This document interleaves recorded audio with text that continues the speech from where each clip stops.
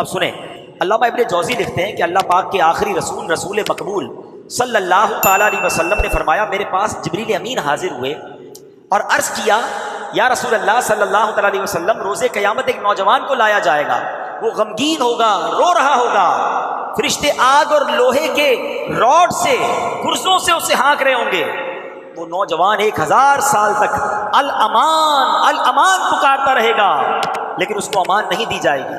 پھر اس نوجوان کو 1000 سال کے بعد رب قہار کی بارگاہ میں پیش کیا جائے گا، اللہ پاک فرشتوں کو حکم دے گا کہ اسے منہ کے بل گھسیٹ کر جہنم میں ڈال دو۔ میرے آقا علیہ الصلوۃ والسلام کہ اے جبریل یہ کون ہوگا؟ عرض کیا حضور وہ آپ کا امتی ہوگا۔ فرمایا اس کا گناہ کیا ہوگا؟ عرض کیا یا رسول اللہ صلی اللہ تعالیٰ علیہ وسلم یہ وہ بد نصیب ہے جس کی زندگی میں رمضان المبارک تو تشریف لایا مگر توبہ و استغفار کی بجائے ماہ رمضان کو اس نے گناہوں میں گزار دی۔ آپ بتائیے، لوگ کہتے ہیں یار ٹھیک ہے یار چلتا ہے، رمضان میں نہیں چلے گا۔ رمضان میں یہ جو سوشل میڈیا ہے نا، میں آپ کو صحیح بتاؤں سب سے زیادہ گناہ کروانے کا ہمارا دروازہ یہ ہے۔ رمضان میں نارملی لوگ فلمیں ڈرامے نہیں دیکھتے، جن کے گھروں میں نہیں، بدقسمتی سے جو دیکھتے ہیں وہ الگ بات ہے، لیکن موبائل تو ہے نا سب کے پاس، ہر گروپ میں ایڈ ہے، ہر پیج کو لائک کیا ہوا ہے۔ ہم نہیں بھی دیکھنا چاہتے تو جیسے ہی کلک کرتے تو میوزک، گانا، بے پردہ عورت، کیوں دیکھنا ہے بھائی؟ اتنی مشکل سے رمضان ملا، کیا اس لیے ملا کہ میں اللہ کو ناراض کروں؟ ایک روایت میں نے پڑھی جس میں آتا ہے کہ جو رمضان میں ایک گناہ کرتا ہے اس کے 1 سال کے اعمال برباد کر دیے جاتے ہیں۔ ہمارا بنے گا کیا؟ ہم تو پتہ چلا رمضان میں لوگ بخشے جا رہے ہیں اور ہماری گناہوں کی عادت ہمیں مروا رہی ہے، کیونکہ جھوٹ بولنا، غیبت کرنا، لڑائی جھگڑے کرنا، بے حیائی کی باتیں کرنا یہ تو کئی لوگوں کی عادت میں ہے۔ رمضان آنے کے بعد بھی جھوٹ منہ سے نکل رہا ہوتا ہے، گالیاں نکل رہی ہوتی ہیں، کیونکہ عادت تھوڑی ختم ہو گئی۔ ایسا تو ہے نہیں کہ چاند نظر آیا ہم نے بٹن بند کر دیا، عادت تو ساتھ لگی ہوئی ہے۔ توبہ بھی کرنی ہے اور کانشیس بھی ہونا ہے، خبردار بھی ہونا ہے کہ نہیں یار کوئی گناہ نہیں کرنا، ایک گناہ پر 1 سال کے اعمال برباد۔ پلیز میرے پیارے اسلامی بھائی، خدا را ڈونٹ ٹیک ایزی، یہ ہماری مغفرت کروانے، ہمیں رب سے قریب کرنے مہینہ آیا ہے، اس میں گناہ نہیں کرنے، اس میں خطائیں نہیں کرنی، اس میں بے حیائی اور غلط کام نہ کریں، یہ توبہ کر کے بخشش لینے کا مہینہ ہے۔ کاروبار کے لیے اور ٹائم پڑا ہے یار، لوگ اپنے ابھی بھی سارے سٹور بھر رہے ہوں گے کیا رمضان میں ریٹ بڑھا دیں گے، نہ کرو ایسا یار، پورا سال کما لیں گے، غریبوں کے لیے کچھ تھوڑی ڈسکاؤنٹ دے دو۔ یہ کمانے کے لیے مہینہ نہیں آیا، یہ مساوات، یہ خیر خواہی، یہ محبت، یہ ایثار کے لیے آیا ہے۔ میرے آقا علیہ الصلوۃ والسلام کا ایک اور انداز آپ کو بتاؤں، 2 ہو گئے نا، اب تیسرا انداز سنو۔ سرور کائنات علیہ الصلوۃ والسلام کا ایک انداز یہ تھا کہ آپ رمضان میں خوب سخاوت فرمایا کرتے تھے۔ راوی کہتے ہیں جیسے تیز آندھی چلتی نا، میرے آقا کا دریائے سخاوت اس سے بھی زیادہ جوش میں ہوا کرتا تھا۔ اچھا آقا سے بڑا سخی کون ہے؟ آپ کا تو ویسے ہی دریا بڑا جوش میں ہوتا ہے، مگر رمضان میں ایکسٹرا آرڈنری جو آتا عطا فرماتے، جو آتا دے دیتے۔ کاش ہم بھی نبی پاک کی سخاوت کا کچھ کہتے ہیں قطرہ ہمیں بھی مل جائے کہ ہم بھی سخاوت کریں، لوگوں میں تقسیم کریں، غریبوں کا خیال رکھیں، مشورہ دو، ہو سکے تو ایک افطاری کسی غریب کے ساتھ بیٹھ کر بھی کر لینا، ہاں اس کے دل میں خوشی داخل ہو جائے گی۔ افطاری کا سامان بانٹیں، اپنے بچوں کے لیے کپڑے لیں، ایک جوڑا کسی غریب رشتہ دار کے لیے، کسی غریب پڑوسی کے لیے لے لیں۔ افطاری میں بھی پتہ ہے بعض اوقات کیا کرتے ہیں لوگ، افطاری گھر میں بنی جو بچ گئی بعض اوقات وہ کسی کو بھجوا رہے ہوتے ہیں، نہیں، جو آپ نے اپنے گھر والوں کے لیے بنائی ہے نا وہی افطاری، بے شک آپ 4 کو نہ کھلائیں، 1 کو کھلائیں، مگر دل سے کھلائیں۔ بہترین کھلاؤ گے بہترین ملے گا، اچھا کھلاؤ گے اچھا ملے گا۔ تو آپ اللہ کی رضا کے لیے رمضان میں خوب سخاوت کریں، جنہوں نے زکوٰۃ دینی ہے اپنی زکوٰۃ پہلے سے نکال دیں تاکہ لوگوں کی عید اچھی ہو جائے، ان کے جناب جو ہے وہ باقی معاملات بہتر ہو جائیں۔ تو نبی پاک خوب سخاوت کرتے رمضان میں، ہم بھی کریں گے انشاءاللہ۔ اچھا پیارے آقا علیہ الصلوۃ والسلام کا ایک اور خوبصورت انداز کہ آپ جب ماہ رمضان آتا، بی بی عائشہ فرماتی ہے کہ پیارے آقا عبادت پر کمر مان لیا کرتے تھے، پورا رمضان اکثر وقت بستر پر نہیں آتے تھے، یعنی آپ ساری رات عبادت کرتے تھے، عبادت پر کمر بستہ ہو جاتے تھے۔ تو کیا ہمارا ایسا کوئی ذہن ہے کہ ہم نے کوئی پلان کیا ہو کہ یار اب میں نے رمضان میں اتنے نوافل پڑھنے ہیں، اتنی تلاوت کرنی ہے، قضائے عمری ہے تو وہ ادا کرنی ہے؟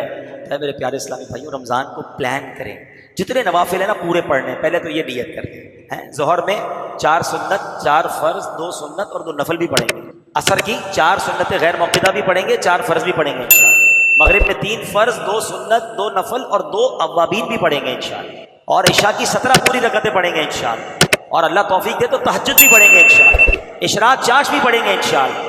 ہاں رات کو تھوڑا پہلے اٹھ جاؤ نا، اچھا تہجد بھی 8 رکعتیں پڑھ سکتے ہیں، اگر کوئی کہے یار روزانہ 8 رکعت تہجد 8000 روپے ملیں گے، 2 پڑھو گے تو 2000، 8 پڑھو گے تو 8000، آپ بولیں گے مولانا صاحب 12 پڑھیں گے تو کچھ اور ملیں گے، وہ بھی پڑھ لیتے ہیں۔ اللہ کے بندو، جنت کی نعمتیں مل رہی ہیں۔ تہجد کی نماز کو سب سے افضل نفل نماز کہا گیا اور خاص قبولیت دعا کا وقت ہے۔ روزانہ سحری میں اٹھتے ہو نا بھائی، جو لوگ سحری میں اٹھتے ہیں وہ پلان کر لیں کہ انشاءاللہ اٹھیں گے اور اللہ توفیق دے 8 رکعتیں، ورنہ کم از کم 2 رکعتیں روزانہ تہجد کی نماز ادا کریں گے۔ تو رمضان کے لیے کمر بستہ ہو جانا ہے، پلان کرنا ہے انشاءاللہ کہ اس بار ماہ رمضان میں خوب نیکیاں کرنی ہیں۔ اچھا، اب اسی طرح پیارے آقا علیہ الصلوۃ والسلام کی 2 اہم عبادتیں کیا تھیں کہ پیارے آقا خوب نمازوں کی کثرت فرماتے اور گر گڑا کر دعائیں کیا کرتے۔ رمضان دعاؤں کا مہینہ ہے، سب لوگ ہی تقریباً پریشان ہوتے ہیں، کوئی بیمار بیٹھا ہوگا، کوئی قرض دار بیٹھا ہوگا، کسی کا فیملی پرابلم۔ اچھا، پرابلم بہت سارے ہیں، دعا کا ٹائم کسی کے پاس نہیں ہے۔ یہ عجیب بات ہے، جدھر سے حل ہونا ہے مسئلہ ادھر جانے کے لیے تیار کوئی نہیں ہے، سب کے پاس جاتے اور رب کے پاس نہیں جاتے۔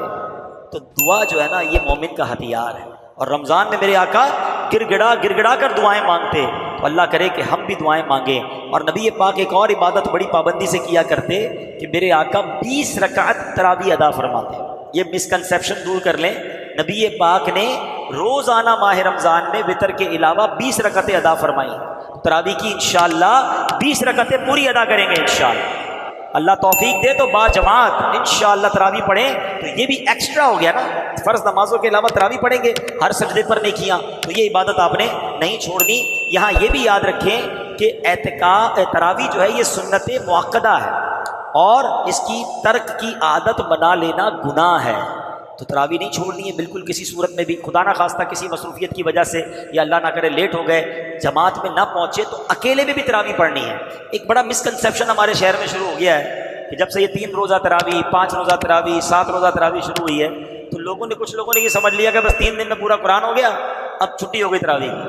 قرآن آپ کا پورا ہو بھی گیا تو تراویح کی چھٹی نہیں ہوئی ہے، آپ کو تراویح پھر بھی پڑھنی پڑے گی، اور وہ آخری رمضان تک پڑھنی پڑے۔ 27 وقت قرآن ختم ہوا، پھر بھی آخری 3 دن جو بھی باقی ہیں آپ نے تراویح پڑھنی ہوگی، اور بہتر یہی ہے کہ با جماعت تراویح پڑھیں۔ نبی پاک کا ایک اور کام، سبحان اللہ، میرے آقا رمضان میں خوب قرآن کا دور فرمایا کرتے تھے۔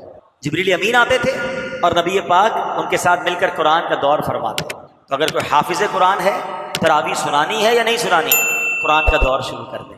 قرآن اور پکا کر لو نا، بلکہ جو حافظ نہیں، ذہن نصیب کچھ صورتیں یاد کر لے، مختصر کچھ صورتیں یاد کر لے، اس کا دور کرنا شروع کر دے۔ اور بڑی پیاری بات علماء نے کہی کہ دور نبی پاک کی ادا ہے نا، تو گھر میں 2 بھائی بیٹھ جائیں، میں قرآن پڑھتا ہوں تم سنو، پھر آپ پڑھیں تو میں سنتا ہوں، تو یہ دور ہو جائے گا۔ میاں بیوی کر سکتے ہیں، بھائی بہن کر سکتے ہیں، امی کے ساتھ بیٹا کر سکتا ہے، کہ دونوں آمنے سامنے بیٹھ جائیں، تھوڑی دیر میں قرآن پڑھتا ہوں آپ سنیں، پھر آپ سنیں، کیونکہ نبی پاک جبریل امین کے ساتھ قرآن کا دور کیا کرتے تھے۔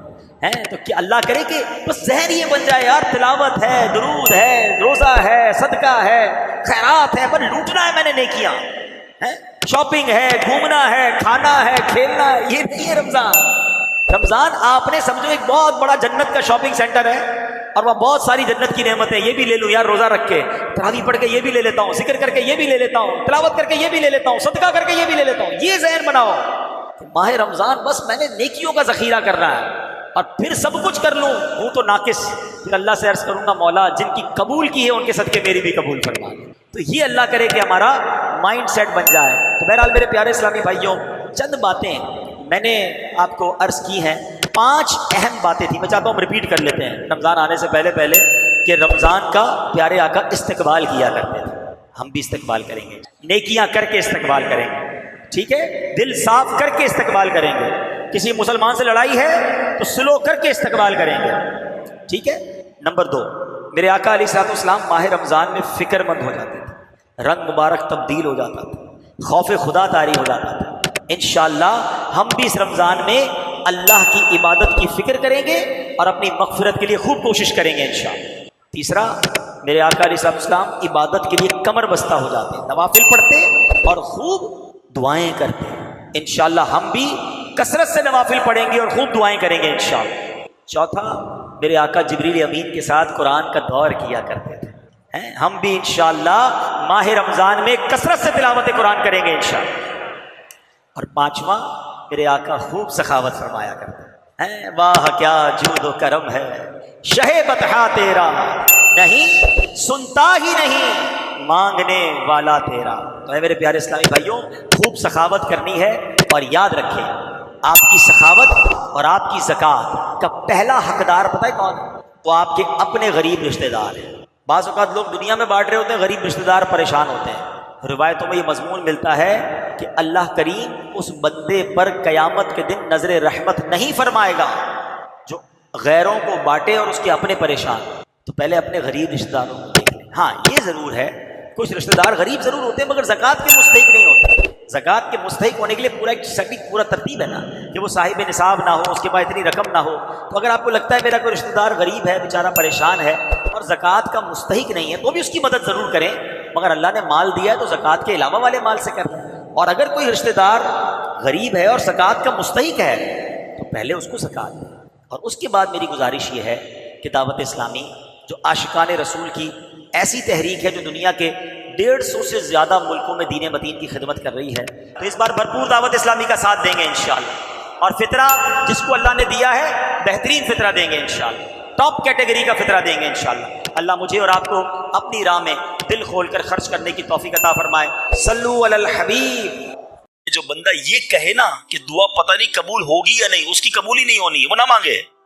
یقین چاہیے، وہ بلیف چاہیے، وہ یقین ساتھ ہو تو پھر دعا عرش تک جاتی ہے۔ اللہ سے دعا کرو تو گھبراؤ نہیں، اللہ سے دعا کرو تو یقین رکھو، اگر واقعی دل سے دعا ہے تو رب راستے بنائے گا، وہ غیب سے مدد فرمائے گا۔ مجھے لگتا ہے میرا مسئلہ بڑا ہے، اور پھر میں وہی بات کروں گا کہ جس کی ماں زندہ ہے، خدا کی قسم ماں کی دعائیں لے لو، پوچھو ان سے جن کی ماں چلی گئی ہے۔ آج جس کی ماں نہیں نا، وہ کس سے دعائیں کروائے، وہ کس سے التجائیں کروائے؟ سفر پہ ہوتے تھے تو پیچھے کوئی تھا جو مصلی بچھا کر دعا کرتا تھا، ہر تھوڑے دنوں بعد پیغام آتا تھا، بیٹا کدھر پہنچے، بیٹا طبیعت کیسی ہے؟ ارے ماں سوچو تو صحیح، بیٹے کا کام تھا ماں سے پوچھنا کہ ماں تمہاری طبیعت کیسی ہے، ماں پوچھتی ہے بیٹا تم کیسے ہو؟ ہم نے راتوں کو اٹھ کر ماں کو جگایا، ماں پیٹ میں درد ہے، کبھی ماں نے ہمیں بتایا کہ میرے پیٹ میں درد ہے؟ بیٹا اپنی تکلیفیں سہتی رہی، اپنی تکلیفیں سہتی رہی، مگر ہمیں راحتیں پہنچاتی رہی۔ لے لو دعائیں، یہ دعاؤں کا سائبان ہے، نہ کرو ماں کو تنگ، نہ کرو اسے پریشان، جتنی بھی بڑی پریشانی میں ہونا ماں کے قدموں میں بیٹھ جاؤ کہ ماں میرے لیے دعا کر دے، تمہاری ماں نے دعا کر دی نا، یہ عرش تک جاتی۔ اور ایک اور بات بتا دوں، کچھ دعائیں وہ ہیں جو ہم کہتے ہیں ماں دعا کر دو، ابو دعا کر دی، یہ الگ بات ہے، وہ کرتے ہیں، اتنی خدمت کرو کہ کہنا نہ پڑے، ماں خود دعا کرے یا اللہ میرے بیٹی کی خیر کر دے، ماں والد خود دعا کرے یا اللہ میرے بیٹے کے بگڑے کام بنا دے، پھر دیکھو کیا ہوتا ہے تمہارے ساتھ۔ اللہ کے حبیب علیہ الصلوۃ والسلام فرماتے ہیں، جس کا مضمون ہے جب کوئی فاسق، فاجر، گناہگار شخص اللہ کی بارگاہ میں دعا کرتا ہے، اللہ فرشتوں سے فرماتا ہے اس کا کام جلدی کر دو۔ کیوں؟ فرماتا ہے اس کا مانگنا پسند نہیں آ رہا، اس کی آواز اچھی نہیں، جلدی کام کر دو۔ اور فرمایا جب اللہ کا کوئی نیک بندہ، رب کا محبوب جب اللہ کی بارگاہ میں دعا کرتا ہے، اللہ فرشتوں سے فرماتا ہے ابھی اس کو نہ دینا، ابھی اس کا کام نہ کرنا، اس کو اور مانگنے دو، مجھے اس کا مانگنا بڑا پسند آ رہا۔ میں آپ سے پوچھتا ہوں خدا کی قسم، میں جو مانگوں وہ مجھے میرا رب دے دے، یہ اچھا ہے یا زندگی میں ایک دعا میں ایسی کروں کہ اللہ جبریل سے کہے کہ میرے بندے کا کام نہ کرنا، اس کو اور مانگنے دو، اے میرے فرشتوں اور مانگنے دو، مجھے اس کا مانگنا بڑا پسند آ رہا۔ کاش زندگی میں ایک دعا، مجھے بتاؤ نا، میرا رب یہ کہہ دے کہ میرے بندے کی آواز مجھے پسند ہے، پھر تو میرا کام ہو گیا نا، میرے رب کو میں پسند آ گیا، اس سے بڑی کیا چیز ہے؟ مگر بدقسمتی ہے اس شخص کے لیے جو اللہ کی بارگاہ میں شکوہ کرتا ہے کہ میرا کام نہیں ہو رہا، میری دعا قبول نہیں ہو رہی۔ جلدی نہ مچایا کرو، اللہ پر بھروسہ رکھو، اور اب آخری بات سے اور آپ کا کلاؤڈ کلیئر ہو جائے گا۔ وہ لوگ جو کہتے ہیں پتہ نہیں میرے مسئلے حل کیوں نہیں ہو رہے، میں اللہ کی بارگاہ میں اتنا دعا کرتا ہوں مسئلہ حل نہیں ہوتا۔ سنو، اب میں آپ کو ایک لاجیکلی مثال دیتا ہوں، یا عقلی مثال دیتا ہوں۔ آپ والد ہیں، آپ میں سے بہت سارے والد ہوں گے، کئی بڑے بھائی ہوں گے، آپ نے بچے پالے ہیں یا کئی ابھی بھی بچے والے ہیں۔ میں آپ سے سوال کرتا ہوں، آپ کا چھوٹا بیٹا ہو، اسمال چائلڈ، بیمار ہو جائے، گلا خراب، فلو، شدید کھانسی، اب وہ بچہ آپ سے ضد کرے کہ ابو جان میں نے آئس کریم کھانی ہے، میں نے ٹھنڈا شربت پینا ہے, کھانسی بھی ہو رہی ہے, بتائیے آپ پلائیں گے اس کو؟ جواب دیجئے. صبر منع کر رہے ہیں, نہیں پلائیں گے نا. اچھا اب وہ بچہ رونا شروع کر دے, آپ کے بالکل سامنے بیٹھے چیخے مار رہا ہے, رو رہا ہے, آپ کا ایک دوست بھی ساتھ بیٹھا ہے, وہ ابھی آیا, دیکھا بچہ رو رہا ہے آئس کریم کے لیے, باپ کہہ رہا نہیں کھلاؤں گا. اب دوست کیا کہے گا؟ یار کیسے والد ہو, بچہ رو رہا ہے کھلا دو نا آئس کریم. اس کو پتا نہیں ساری بات. تو آپ اس کو کیا ریپلائی دیں گے؟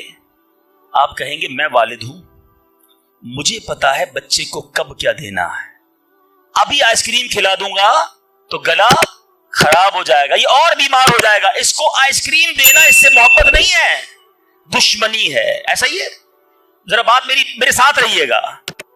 اب بڑی دل پر ہاتھ رکھ کر میری بات سننا. تم والد ہو, تمہیں پتا ہے بچے کو کب کیا دینا ہے, میرے خالق کو نہیں پتا مجھے کب کیا دینا ہے. میں مانگ رہا ہوں یا اللہ روزی میں برکت دے, وہ نہیں دے رہا. میں مانگ رہا ہوں یا اللہ اولاد دے, وہ نہیں دے رہا. میں گر گڑا رہا ہوں یا اللہ کرائے کے مکان میں ہوں, اپنا مکان دے دے, وہ نہیں دے رہا. اے مولا میں فلاں ملک میں جانا چاہتا ہوں, ویزے لگانا چاہتا ہوں, نہیں مل رہے ویزا. ارے کیوں یقین نہیں رکھتے؟ جتنے ادھر بیٹھے ہو میں آپ سے پوچھتا ہوں, کون ہے جو یہ کہتا ہے میری ماں مجھ سے محبت نہیں کرتی؟ ارے ماں تو وہ ہستی ہے جو اپنے سکھ قربان کر کے ہمیں سخی کرتی ہے, اور ساری رات ہمارے لیے جاگنے والی ہماری ماں ہے. تو جو ماں تکلیف نہیں دے سکتی, وہ ماؤں سے زیادہ پیار کرنے والا کیسے ہماری دعا قبول نہیں کرے گا؟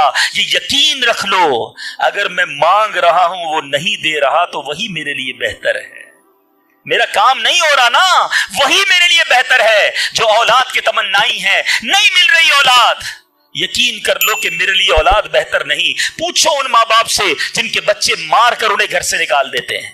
وہ کہتے کاش بچہ پیدا ہی نہ ہوتا, بیٹے نے مارا ہے مجھے, بیٹے نے گھر سے نکال دیا. ایسی اولاد نہیں دنیا میں. ان ماں باپ سے پوچھو, کیا پتا آپ کے مقدر میں ویسی ہی اولاد ہو. اور اللہ فرما رہا ہے, اللہ کریم ہے, ہمارے بارے میں اچھا فیصلہ کیا کہ ہمیں اولاد سے محروم رکھا. اے میرے بندوں, جب تمہیں ماں باپ پر یقین ہے کہ وہ برا فیصلہ نہیں کرتے, تو اپنے خالق پر یقین کر لو. اب اگر یہ سوچ لو گے نا, تو آپ کی لائف بڑی پرسکون ہو جائے گی. اب آپ ٹینشن میں نہیں رہیں گے, دعا کریں گے, کام ہو گیا تو بھی اللہ کا شکر, نہیں ہوا تو بھی اللہ کا شکر, میرے لیے بہتر تھا نا, اللہ نے اس لیے نہیں کیا. یقین کر لو اپنے مالک پر. ایک بار میں افریقہ میں تھا, تنزانیہ میں, ایک بہت بڑے بزنس مین تھے. انہوں نے کہا میرا بہت بڑا ان کا کاروبار تھا, 7,000 گھر انہوں نے بنائے تھے, پورا سٹی بنایا.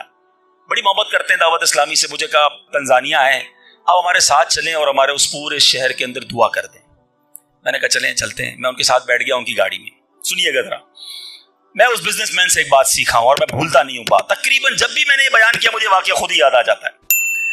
ہم گئے اس کے ساتھ, one of the biggest business man of that country, بڑا کام تھا ان کا. ہم گئے تو اتفاق تھا, جو پل تھا اس شہر کو اور ان کے شہر کو ملانے والا, وہاں پہ ورک ہو رہا تھا, کام ہو رہا تھا. گاڑی رک گئی ہماری.